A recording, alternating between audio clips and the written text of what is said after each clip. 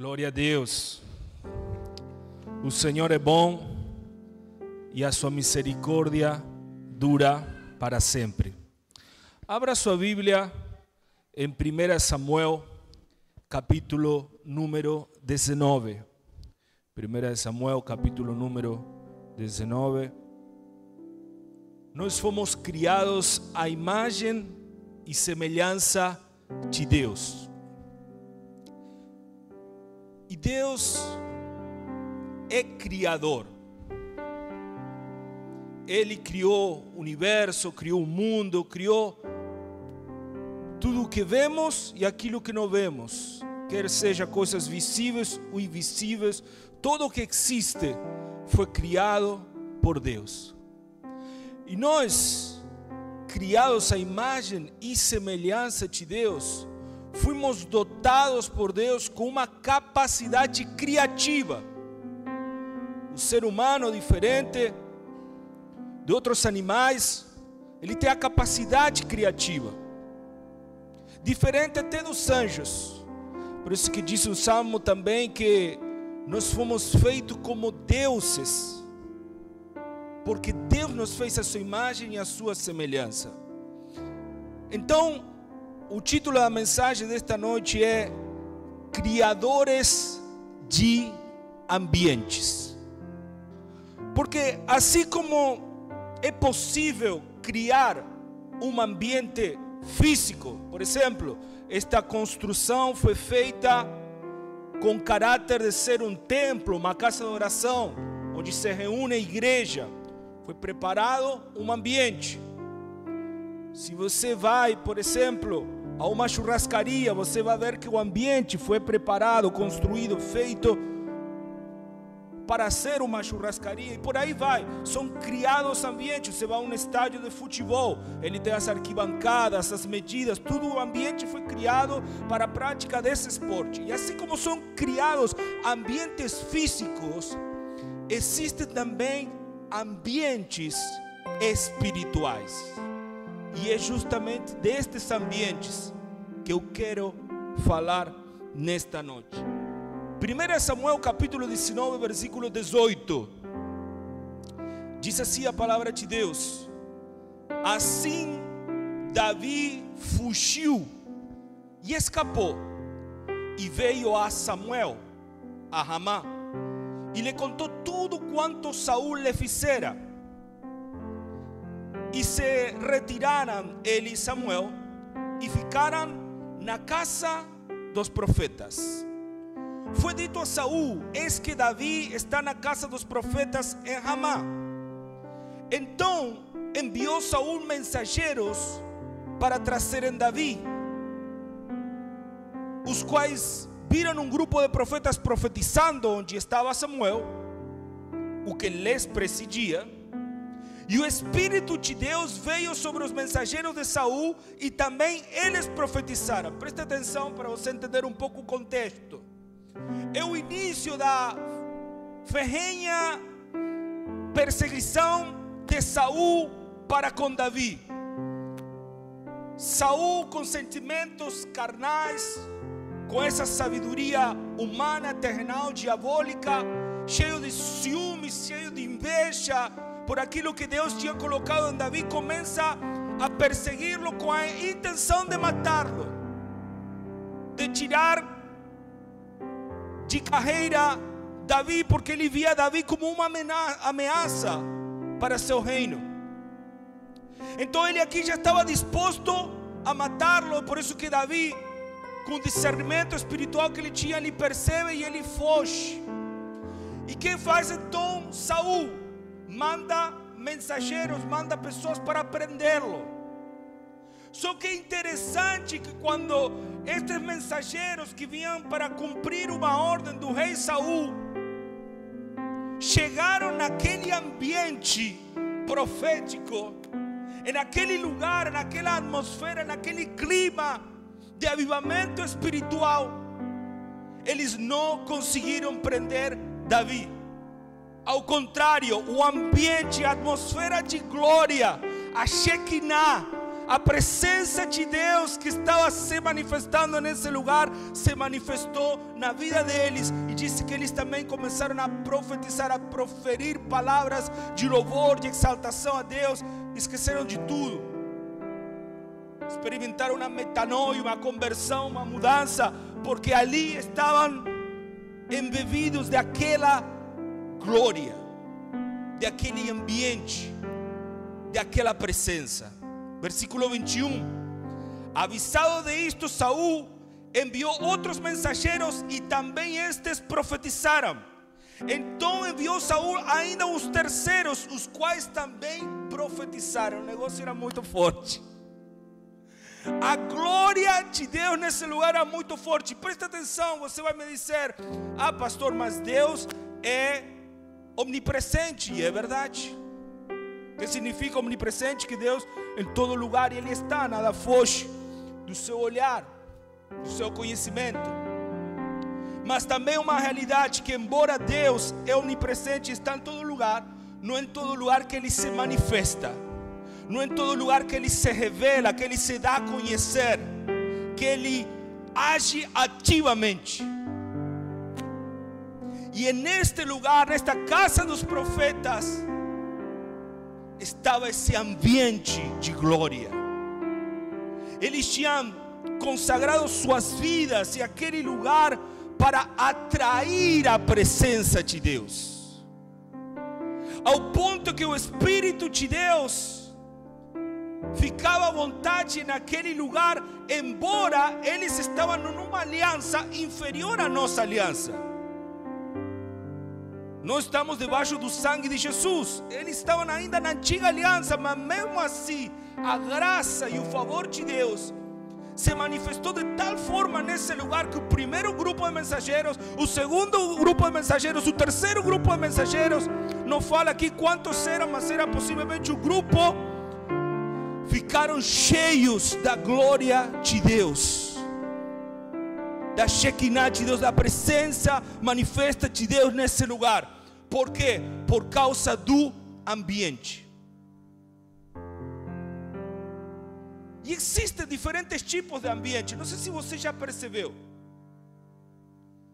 Às vezes você vai num lugar e é um ambiente onde só se fala de futebol. Há outros ambientes onde você vai e só se fala de política.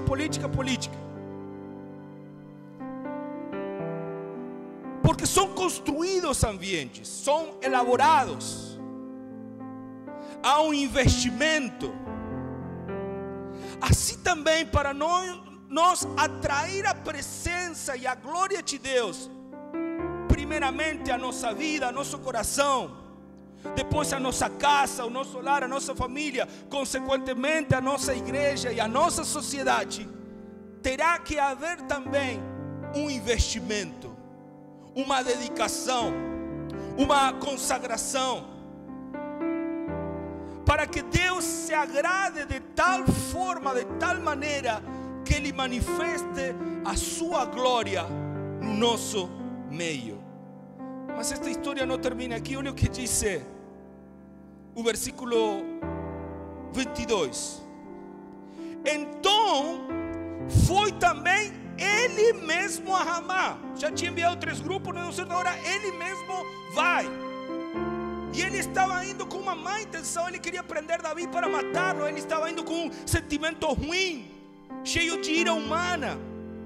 Mas chegando ao poço grande, que estava em seco, perguntou: onde estão Samuel e Davi?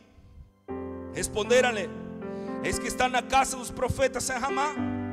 Então foi para a casa dos profetas em Ramá, e o mesmo Espírito de Deus veio sobre ele, que caminhando profetizava até chegar à casa dos profetas em Ramá. Isto é impressionante. Deus tem a capacidade de mudar situações, de mudar circunstâncias. Quando Deus quer que algo aconteça, isso acontece. E quando Deus não quer que algo aconteça, isso não acontece. Se não fosse a mão de Deus, como foi nestas circunstâncias e em outras que você vê na Bíblia, Davi com certeza tinha morrido. Ele tinha atrás dele perseguindo o rei e um exército de homens armados. Porém, você sabe no final da história, por mais que Saul tentou, em nenhum momento ele conseguiu. Aqui ele esteve muito perto, porém a glória de Deus se manifestou. E mesmo Saul, que vinha com esse espírito ruim, foi tocado, traspassado pela glória de Deus, foi derrubado, foi superado pela presença de Deus, porque não há nada nem ninguém que consiga vencer o nosso Senhor. Maior é aquele que está em nós do que aquele que vem contra nós. Deus é maior. Deus é maior. Diga comigo assim: Deus é maior. Agora olha que interessante, versículo 24. Também ele despediu a sua túnica e profetizou diante de Samuel. E se ele esteve deitado em terra todo aquele dia e toda aquela noite, pelo que se diz, está também Saul entre os profetas. E aqui Deus dá um sinal, porque vocês sabem que pela própria lei de Deus, pela Torá, mostrar a nudez era um sinal de vergonha. Embora no mundo que vivemos hoje, num mundo totalmente erotizado, é super, hiper normal. Aliás, temos aqui em Búzios uma praia nudista, para você ter noção. Mas era algo vergonhoso. Dice que ele começou a profetizar e estava tão tomado, tão fora de si, que ele ficou nu. Deus mostrando a vergonha de Saul, porque ele foi tocado pela glória, mas seu coração não estava preparado para a glória de Deus. Por isso que para Saul isto aqui foi simplesmente uma experiência. E nós vemos isso também no nosso caminhar cristão. Pessoas que experimentam a glória de Deus, pessoas que recebem um favor, a graça de Deus, que de repente recebem uma cura, uma libertação, uma provisão, um milagre. Mas depois daquela experiência, tchau e bênção. Você não vê eles nunca mais. Esquecem de Deus, esquecem dos planos e dos propósitos de Deus. Porque foram tocados pela glória de Deus, mas não estavam preparados para viver com a glória de Deus. E eu te pergunto: você está preparado para viver com essa glória na tua vida, na tua casa, no teu trabalho, no teu dia a dia? Eu sei, é um desafio. Nós vivemos em um mundo que jaz nos maligno e que é contra Deus, que muitas vezes se burla, faz chacota, zomba. Mas nós vemos que Deus é maior do que isso tudo. Não existe uma droga, um alucinógeno, nada criado que se compare à experiência com a glória de Deus. Quando você é tocado pelo sobrenatural de Deus, quando você experimenta no teu ser a realidade de Deus, que Deus é real, que Deus não é um conto de fadas, que Deus não é uma lenda. Deus é real aqui, hoje e agora. Deus é real. O mesmo Deus da Bíblia é o nosso Deus, Ele é o mesmo ontem, hoje e será para sempre. Agora você precisa criar esse ambiente para Deus. Buscar, e me acharão quando me buscar de todo o vosso coração, diz o Senhor. Buscar, procurar até achá-lo. Como dizia a Sulamita no livro de Cânticos do Cântico: eu procurei aquele que ama a minha alma. Procurei pela cidade, pelas praças, pelas ruas, porque ela tinha o desejo de encontrar o amado da sua alma. E nós precisamos ter essa intencionalidade de buscar a Deus e essa intensidade para querer encontrá-lo, criar um ambiente favorável para a manifestação da glória de Deus. Por exemplo, se você quer ter um peixinho de estimação, você precisa preparar o aquário, preparar com a comidinha, com as coisas certas, para o peixinho poder viver ali com você. Então, para que Deus se manifeste, nós precisamos preparar o nosso coração, preparar o ambiente da nossa casa, da nossa vida, colocar nossa casa em ordem. Vocês se lembram quando Elias desafia os profetas de Baal? Diz que eles gritaram, fizeram todo aquele circo, mas Baal não é Deus, então nada aconteceu. Mas quando chegou a vez de Elias, antes dele orar, o que foi o primeiro que ele fez? Alguém se lembra? Alguém se lembra a história de Elias? Alguém se lembra o que foi o primeiro que Elias fez?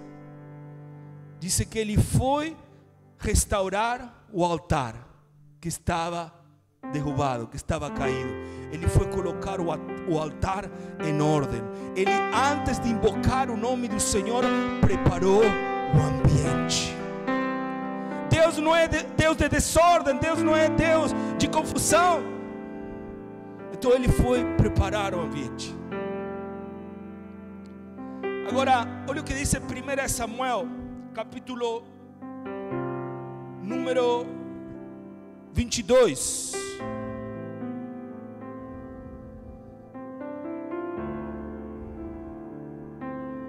Primeira Samuel, capítulo 22. Davi continuava fugindo e disse assim, 1 Samuel 22:1: Davi retirou-se dali e se refugiou na caverna de Adulão. Quando ouviram isso, seus irmãos e toda a casa de seu pai desceram aí para ter com ele.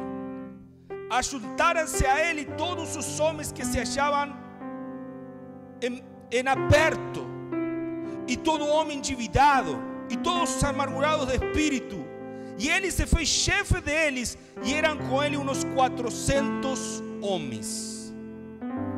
Agora Davi vai parar naquela caverna, naquela cova chamada Adulão.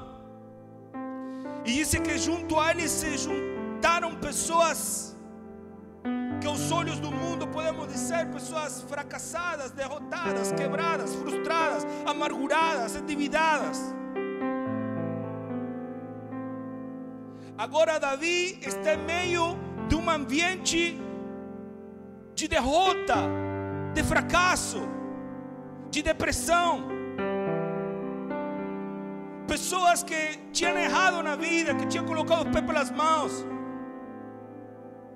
Pessoas que se sentiam a si mesmo perdedoras.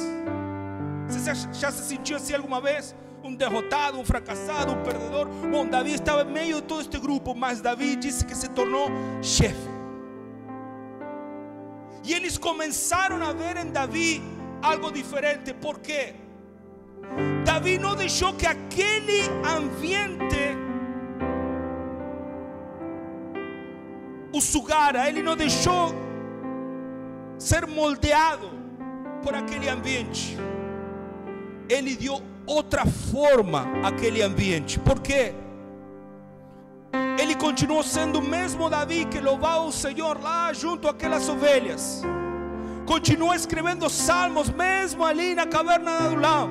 Ele acordava de manhã e dizia: oh Senhor, de manhã eu entoarei cânticos, eu te engrandecerei. Então todas aquelas pessoas endividadas, derrotadas, frustradas, ficavam impressionadas. Como é possível que este homem que está fugindo, que teve que deixar sua casa, que teve que deixar tudo, que tem um exército atrás dele, como que ele pode ter alegria em meio à adversidade, em meio à tribulação? E Davi pegava e falava com os instrumentos, acorda, harpa, acorda, instrumentos de cordas, acorda, lira, acorda, saltério, vamos louvar ao Senhor. Tinha vezes que Davi falava com sua alma: alma, por que você está batida? Por que você está triste? Deus continua sendo Deus, aleluia. Então aqueles homens começaram a ser transformados pelo Espírito de Davi. O ambiente daquela caverna começou a mudar. E consequentemente estes homens começaram a ser inspirados, influenciados por Davi. E daqueles homens, vários deles se transformaram nos valentes de Davi. Olha o que diz 1 Crônicas, capítulo 11, verso 10.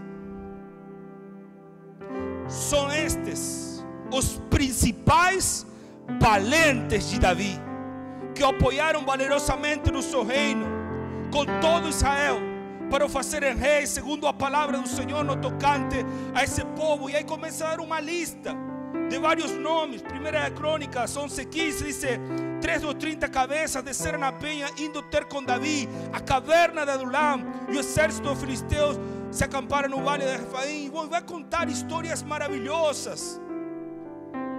Alguns deles venceram 300 inimigos, protegeram campos, fizeram grandes proezas, porque Deus tem a capacidade de transformar um derrotado num vencedor.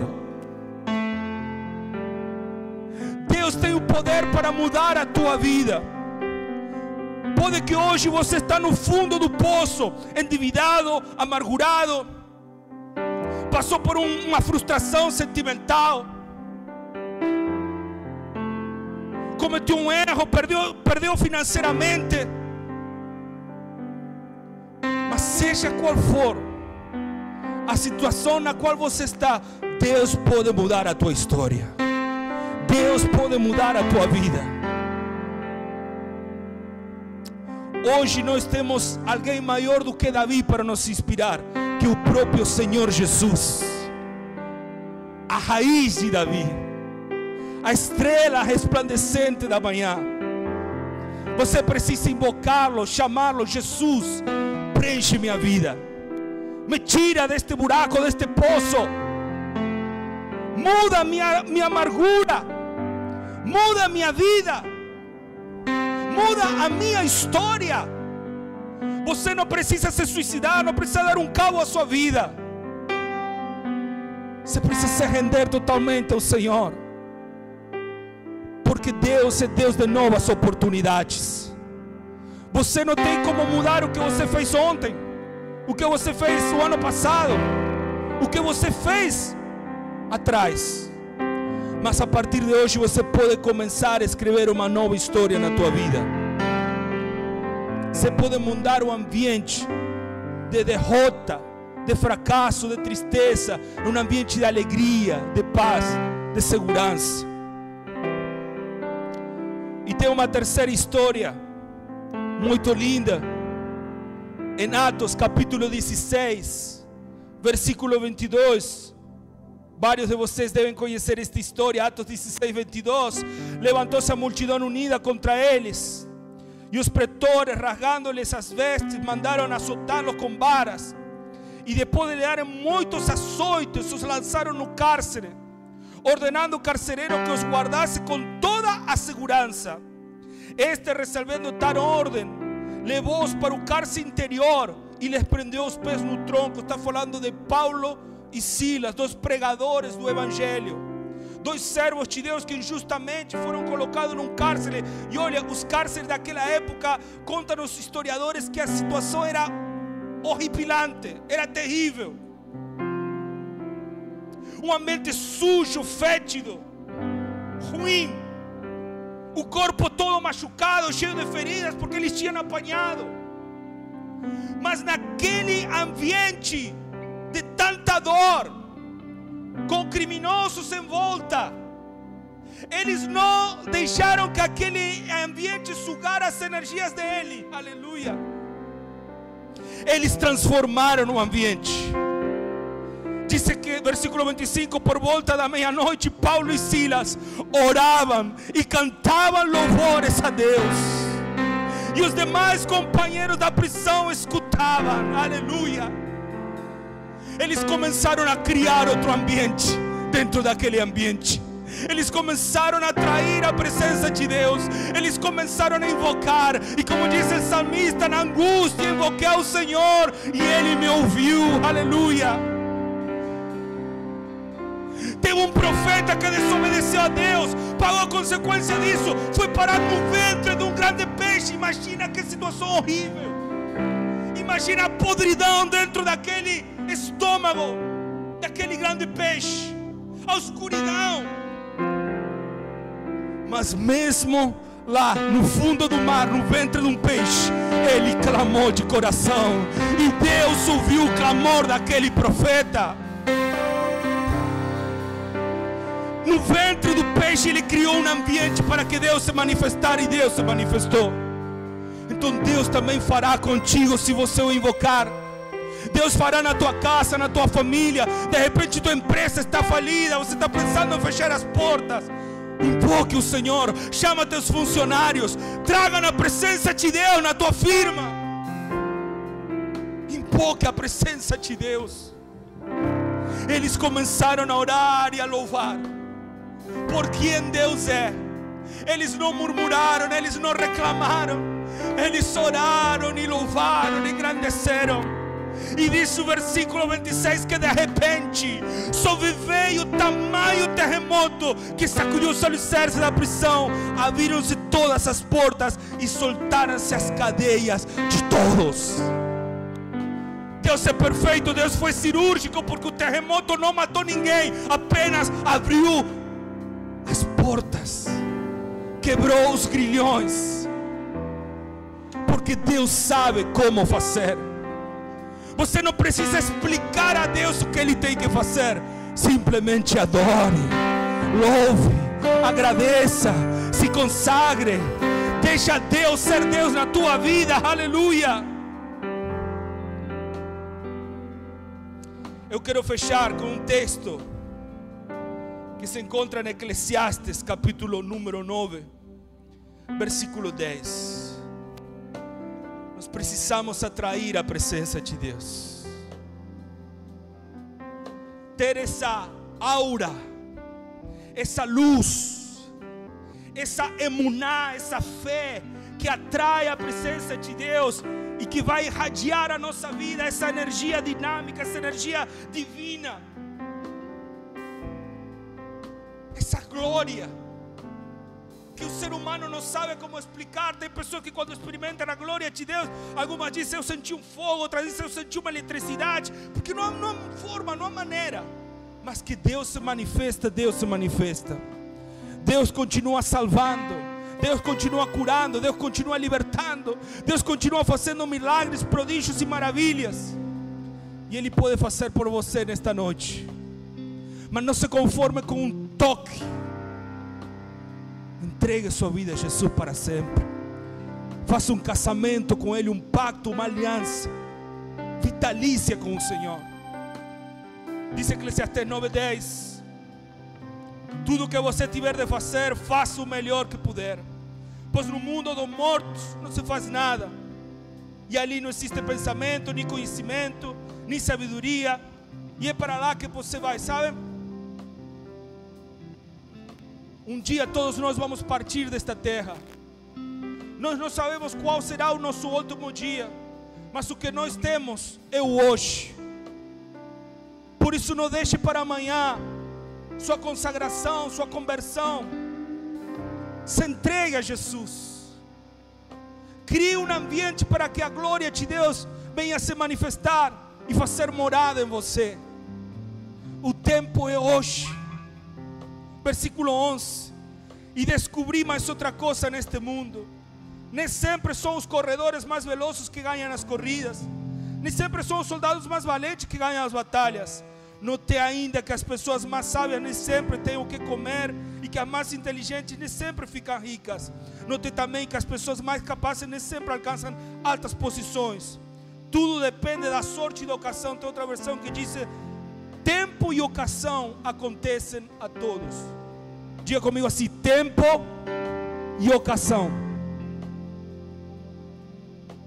Todos nós temos um tempo e uma ocasião, uma oportunidade de Deus para mudar a nossa vida, para mudar a nossa história. E hoje é um tempo de Deus para a tua vida. Hoje é uma ocasião que Deus preparou para você ter um encontro com a glória dEle. Se coloque de pé, por favor. Ainda nós vamos lembrar o sacrifício do Senhor, partindo o pão e bebendo o cálice, símbolos do corpo e do sangue de Jesus, até que Ele venha, porque Jesus vai voltar. Mas o dia e a hora ninguém sabe. Mas hoje há um tempo e uma ocasião. Por isso, aí onde você está, ora ao Senhor. Diga para Ele: Senhor, eu entrego minha vida a Ti. Eu entrego meu coração. Eu entrego minha casa, meu lar, minha família, meus projetos, meus sonhos, meus negócios. Faça a Tua vontade. Porque Deus é soberano. Nem sempre o mais forte vence. Nem sempre o mais capacitado alcança as posições mais altas. Isso nos mostra que não depende de nós, depende de Deus, que até a última palavra é Deus. Então alinha a tua vida com Ele. Se o Senhor não guarda, em vão se vigia, diz o Salmo. Por isso se entrega aos cuidados do Senhor. Senhor, guarda minha vida, minha casa, minha família, meu matrimônio. Senhor, conceda favor e graça para nós, para esta igreja, para os projetos. Que sejamos guiados, conduzidos pelo Senhor. E possamos experimentar a Tua glória, o peso da Tua glória, Tu Shekinah Kavod. Abre o céu sobre nós, Senhor. Que possamos ver com nossos olhos, ouvir com nossos ouvidos, palpar com nossas mãos as grandes obras do Senhor. Manifesta a Tua glória, Senhor. Se revela, se dá a conhecer àqueles que ainda não Te conhecem. Nos permita Te conhecer mais e mais. Te conhecer e prosseguir em Te conhecer, Senhor.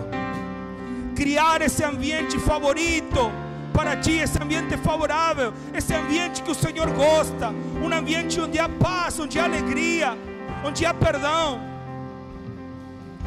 onde nós amamos uns aos outros. Oh, sim, Senhor, e nos perdoa pelas vezes que falhamos, pelas vezes que ofendimos ao Senhor e nos ofendimos uns aos outros. Nos perdoa, Senhor. Tenha misericórdia, tenha compaixão, Senhor. Não queremos ficar despidos, não queremos ficar nu, não queremos ficar em vergonha. Queremos Te honrar, Senhor. Te honrar, Senhor. Te honrar, Senhor. Receba nossa adoração, receba nosso louvor, Pai. Receba nossa gratidão por quem Tu és, por tudo que o Senhor tem feito e por tudo que o Senhor vai fazer. Obrigado, Senhor. Nós Te adoramos, Pai. Te engrandecemos no nome do Senhor Jesus. Amém. Amém. Amém. Glória a Deus.